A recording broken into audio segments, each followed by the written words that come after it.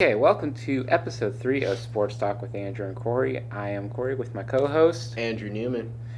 and we are going to be talking about some trades and a possible trade rumor going on in the NHL right now. So, last night was the NHL draft, and nothing really happened trade wise except for a pick swap between the Philadelphia Flyers and the Arizona Coyotes. But we did get a trade today. Patrick Marleau, that saga is finally done in Toronto, has been traded to the Carolina Hurricanes for a sixth round pick, and Carolina gets a conditional first round pick and seventh round pick in 2020. Andrew, what are your thoughts on this trade? Um, Having a player like Marleau going to the Hurricanes, I mean, he's a veteran. That's basically all he can bring to the team is his his wise old mind, I guess. I I don't know. I don't have much opinions about this trade. Great trade analysis there, Andrew. So, what I think the Hurricanes are getting in Patty Marleau is obviously his leadership ability. The guy has been in the league for over 20 years. I really thought he was going back to the San Jose Sharks. Carolina came out of nowhere, apparently, and just said, okay, we'll take him. Carolina has a lot of good veterans on that team. You got Justin Williams, he's the captain. You still got Jordan Stahl there. It's a young team that's just getting younger with the additions of Svechnikov last draft and all the young defensemen still coming up. I mean, you still got Jake Bean there coming up and Hayden Fleury. So Marleau, I think, is just going there to shepherd the young kids and pot in maybe 15 goals for them. So that's what I think the Hurricanes are getting in Patty Marleau. Our second topic is a huge trade that happened on Monday. Jacob Trouba was traded to the New York Rangers for Neil Pionk and a draft pick. So, what are your thoughts on this, Andrew? Uh, Winnipeg needed to let up on Trouba. He had no desire to stay on that team, and the team didn't want to keep him either. Honestly, they don't have the money to keep on aiding to that. Rangers have the ability to rebuild even faster. I think they're gonna have a good year next year. Uh, Maybe even decent playoff contenders for next year. It really all depends on Henrik Lundqvist Absolutely. carrying them Uh-huh. and adding Capo with the second overall pick last night. Their young core is looking good, but there's rumors coming out that maybe Brady Shea's on the block. Kevin Shattenkirk might be on the block. And I think Kako on that team is a great fit if they got Jack Hughes. I don't think that'd be a very good fit to them, to be honest with you. Well, they really don't need a number one center at the moment because they still got Zibanejad. So might as well strengthen up that winger side with Kako, and they're strengthening up the right side of the defense by adding Trouba. Neil Pionk was a good number 4 or 5 guy. Jacob Trouba, high end, can be a top 2 defenseman. And right-handed defensemen are very hard to come by. Ask any team in the league. And Trouba's still young. I believe he's 24. So, just get a contract done. Trouba and the Jets was a broken marriage for maybe even 4 years now. It's been a broken marriage between them. Trouba wanted what he's worth. The Jets didn't give it to him first go around, and they don't have the cap space to do it the second time around. So Trouba got his change of scenery. Now he's going to get his payday and needs to live up to it. Where do you think Winnipeg's sitting now with Mike Trouba gone? You still got Bufflin there. They might circle back and try to sign Myers, but if Myers hits free agency, he's going to get a big payday that a team might regret later down the road. So that right side's taking a hit, trading Trouba and possibly losing Myers. So The Jets are going to need to tweak that defense just a little bit, but if they can, keep most of their core together, they should be fine. So what's our third topic, Andrew? Third topic is Carlson staying in San Jose, and I think I remember you saying a couple episodes back that Carlson was for sure leaving and that he wanted nothing to do with San Jose. Yes, I admit it. You can rub it in. I'm telling you, if he doesn't want to redo that whole getting new with a team thing, he had a rough start to the season. He didn't want to have another one of those. He wants to stick with his team. They made it decently in the playoffs. He's doing fine. He wants to stay. Yeah, my view on this is okay. You got the thing right. I think first episode. But my thing is, did San Jose check out Carlson before they signed this contract? It's $11.5 million.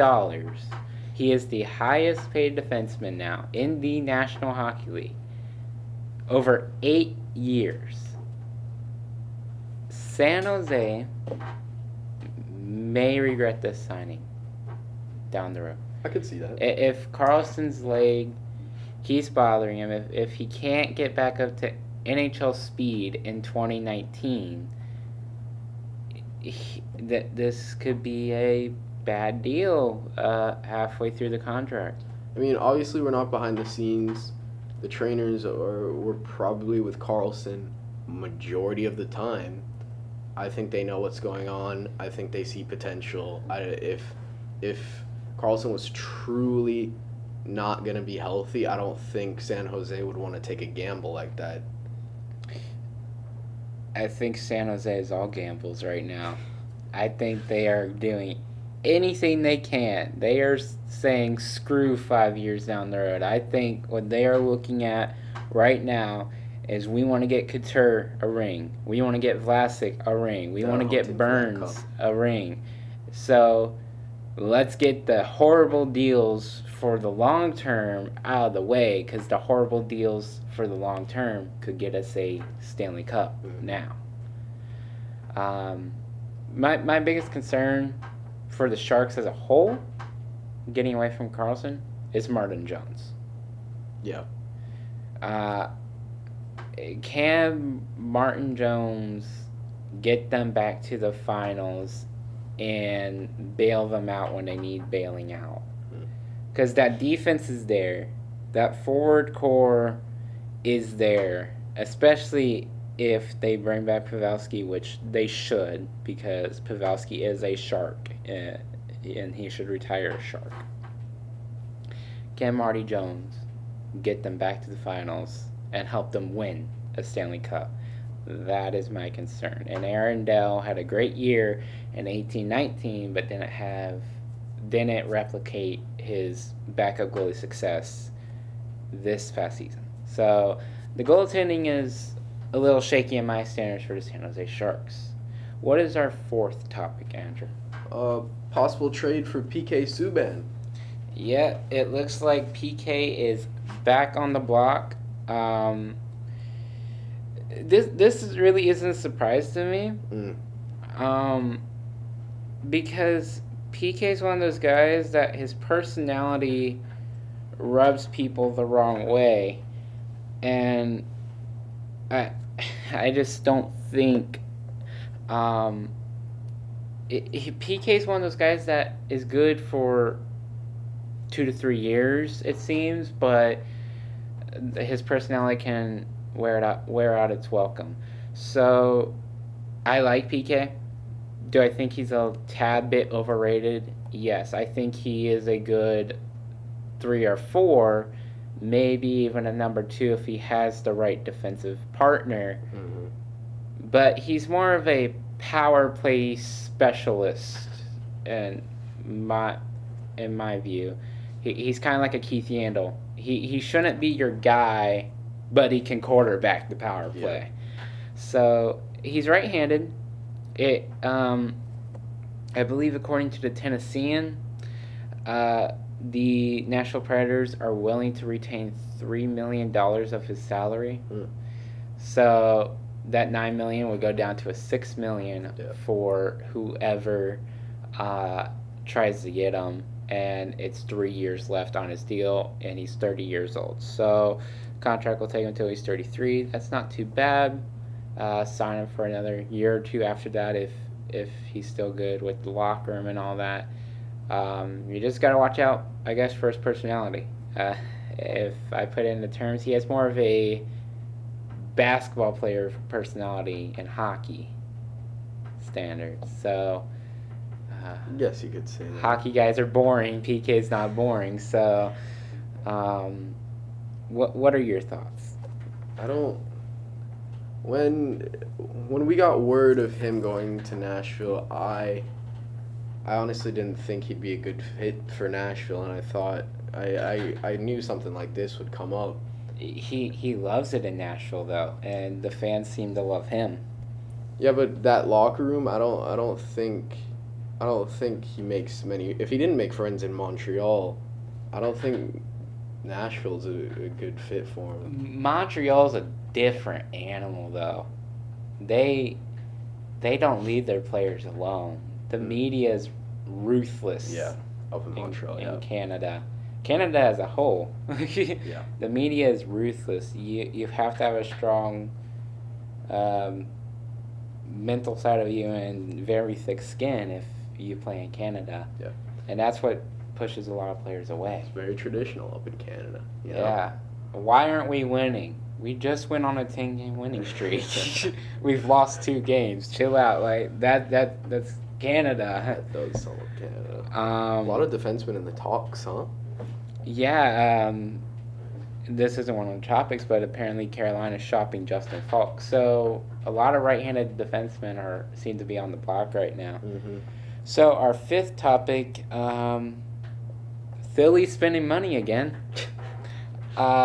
Philadelphia earlier this week signed forward Kevin Hayes to a 7-year deal worth $7.142 million per year with a no movement clause in the first 3 years, and then the rest of the contract has a modified no trade. Did they not make a similar mistake like this? 2011, 2012, they spent a ton of money. I feel like This seems very... This is just extending that mess in Philadelphia. Now, Kevin Hayes is 27 years old. He mostly plays center. He can play wing. He's a big boy. And he's a former first-round pick of the Blackhawks. Never played a game for them. But he's only scored 20 goals once. And you're giving him $7 million. This just jacked up the market for Braden Point, Patrick Laine, all those guys. It jacked up the market a lot. So I don't understand this deal. Okay, you want to give him 7 years, cool, but not at $7 million. So it makes me wonder, what was he asking for if he hit the market? Like, is this what he was asking for? Was he asking for $7.5, $8 million? Because he's a good number 2 at best, and he's a really good number 3. Mm-hmm. I just don't understand why the Flyers decided to give Kevin Hayes $7.142 million over 7 years. If he hit the free agency asking for that, he'd be laughed at. I don't think so. Because who's leading the center pool right now? I can't even think of who's leading the center pool for free agency. He might have been the top dog. And the Flyers gave him the money.